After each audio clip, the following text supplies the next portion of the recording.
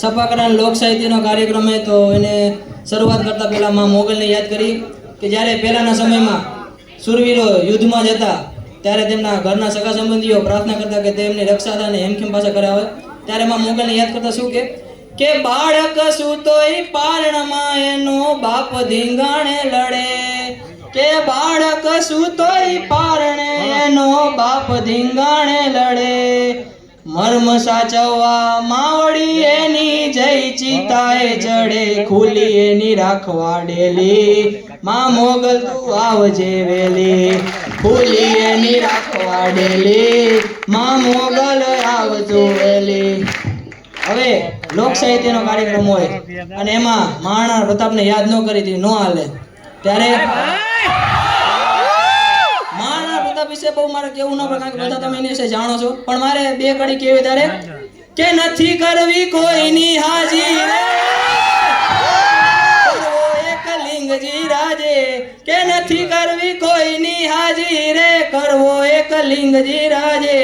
અકબર તું સલામની આશા રાખતો અહીંયા રાખજે બીજે રે રાણો મારો રાણી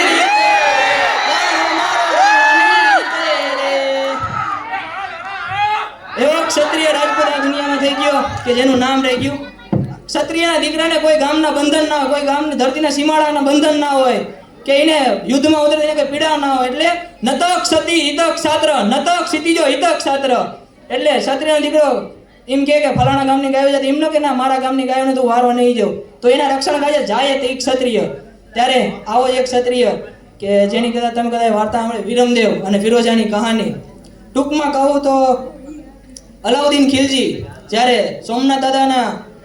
તોડવા ગયો તેને લૂંટવા ગયો ત્યારે જાલોરના રાજા રાજસ્થાનની ધરતી જાલોરના રાજા કનરદેવ તે તેમને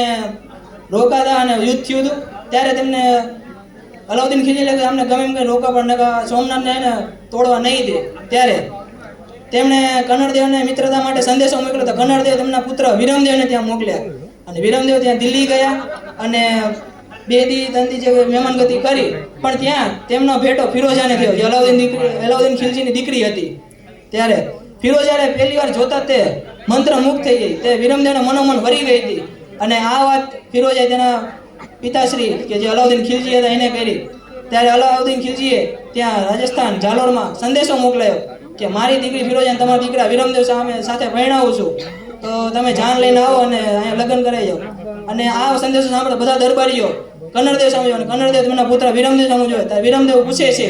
કે શું કરવું જોઈએ ત્યારે બધા દરબારી કહે કે દિલ્હીથી આવો જો ફરમાઈશ આવતી હોય અને તે મિત્રતા કરતા માંગતા હોય તો આપણે હા પાડી દેવી જોઈએ। ત્યારે વિરમદેવ બોલ્યા છે કે મામા લાજે ભાટિયા અને કુળ લાજે ચૌહાણ કે મામા લાજે ભાટિયા અને કુળ લાજે ચૌહાણ અરે જો હું પરણું તુરકડી તો પશ્ચિમ ઉગે ભાણ। આ સંદેશાનો આ રીતે જવાબ મળતા અલાઉદ્દીન ખિલજી ગુસ્સે થયો અને તેમના યુદ્ધ થયું। પ્રથમ રાજા કનરદેવ યુદ્ધમાં ઉતર્યા અને વીરગતિ પામ્યા અને પછી વિરમદેવ પણ ઉતર્યા પણ વિરમદેવ જે ઉતર્યા ત્યારે ફિરોજાએ તેમને દાસી કહ્યું કે વિરમદેવ મારે જીવિત જોઈએ અને દાસી અંગરક્ષણ કહ્યું વિરમદેવ ગમે પણ જીવિત લાવ પણ એવું ના થઈ શકે વિરમદેવ મૃત્યુ પામે તેમનું સર ધડથી અલગ થઈ ગયું અને જ્યારે દાસીને કહ્યું કે સર ધડથી અલગ થયું ત્યારે તેમણે કીધું કે જલ્દીથી તેનું મસ્તક લઈ આવો ન કહું ફિરોજાને હું શું જવાબ દઈશ। ત્યારે અંગરક્ષકો ગયા અને મસ્તક લઈને આવ્યા અને થાળીમાં રાખી અને માથે કપડું ઢાંકી ફિરોજા સામે રજૂ કર્યું અને કીધું કે હું એ મહારથી વીરને બચાવી નથી શકી પણ એનું યુદ્ધ જોપણમાં એક લાહવો હતો અને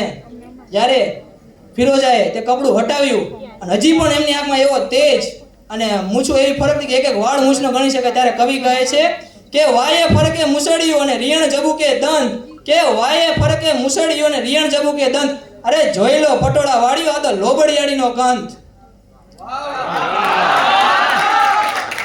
ત્યારબાદ ઇતિહાસ સાક્ષી છે કે જ્યારે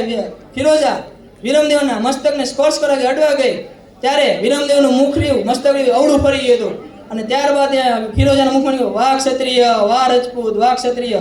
અને ત્યારબાદ તે ઇતિહાસ સાક્ષી છે કે તે વિરમદેવનું મસ્તક લઈને યમુનામાં જળ સમાધિને સતી થઈ ગઈ। અલાઉદ્દીન ખિલજી ભલે ગમે તો પણ ફિરોજાનો પ્રેમ વિરમદેવ પ્રત્યે સાચો હતો। હવે પ્રેમની વાત નીકળી છે તો એમાં કૃષ્ણને કેમ ભૂલી શકાય। મારા દ્વારકાધીશને થોડી બોલાય પણ આપણે ચારણી સાહિત્યમાં એક દુહો છે જે કૃષ્ણ પરમાત્માને અરજ કરે છે જોજો સાંભળજો ધ્યાનથી કે મોરારી મમે મ માર મે મરો મરમ મે મેરી રોમે રોમે રાર મેરી રાર મોરાર મે બે જ અક્ષરનો ખેલ. મ અને ર બે જ અક્ષરનો ખેલ કે મોરારી મમે મ માર મે મરો મરમ મે મેરી રોમે રોમે રાર મેરી રાર મરમે.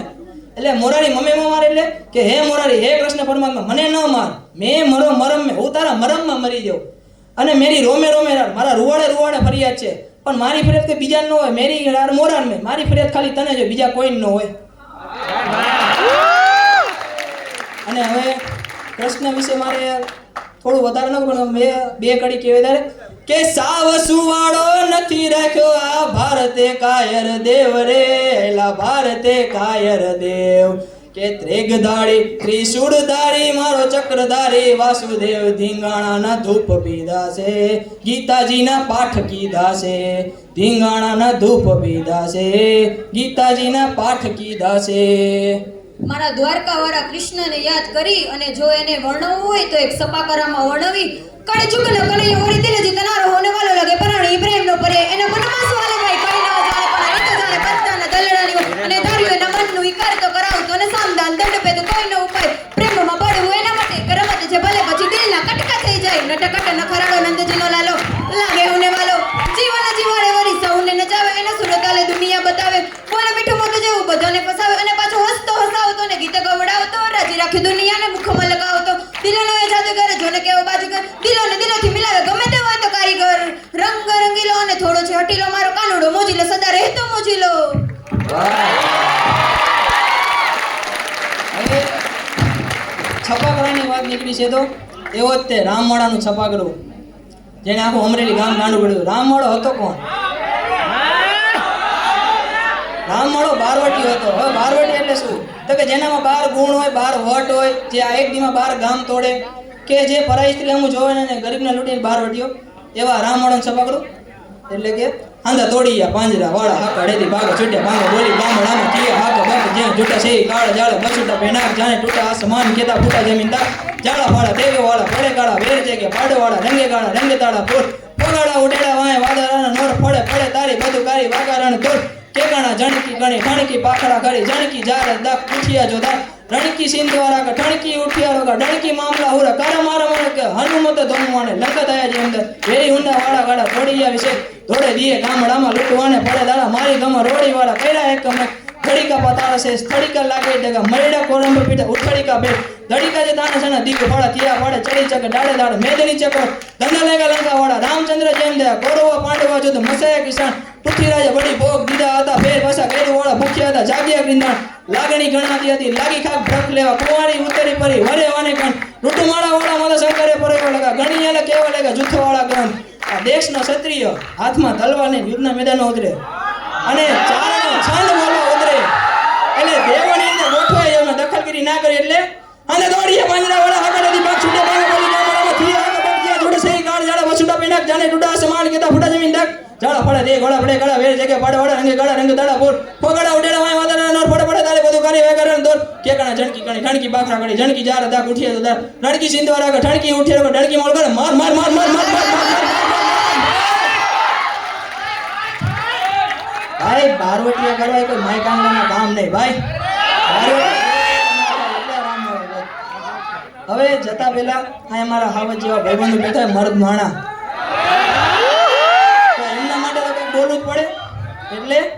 કે પ્રાણ પાવાનું 9 ગુણ ખાવાનું ગૌરાવીને ખાવાનું ઘોડે ચડવાનું મૂછે દાનું ગૌરાવીને ખાવાનું કે સુરવીરતાનું પ્રભુ કૃપાનું વીર થવાનું મહારથ વિધવા વરવાનું રણ ચડવાનું ના મરદાનું કામ નથી ભાઈ ના મરદાન કામ નથી ભાઈ ના મરદાનું કામ નથી કે કર ધરી તલવારમ કમર કટારમ ધંકુર ધારમ ટંકારમ બંદૂક બહારમ મારા મારમ હાહાકારમ હોકાર નર કરી ઉચ્ચારમ કરત પુકારમ કર ઉચ્ચાર નામ રામ નથી વિધવા વરવાનું રણ ચડવાનું ના મરદાનું કામ નથી ભાઈ ના મરદાનું કામ નથી ભાઈ ના મરદાનું કામ નથી. જય માતાજી બધાને.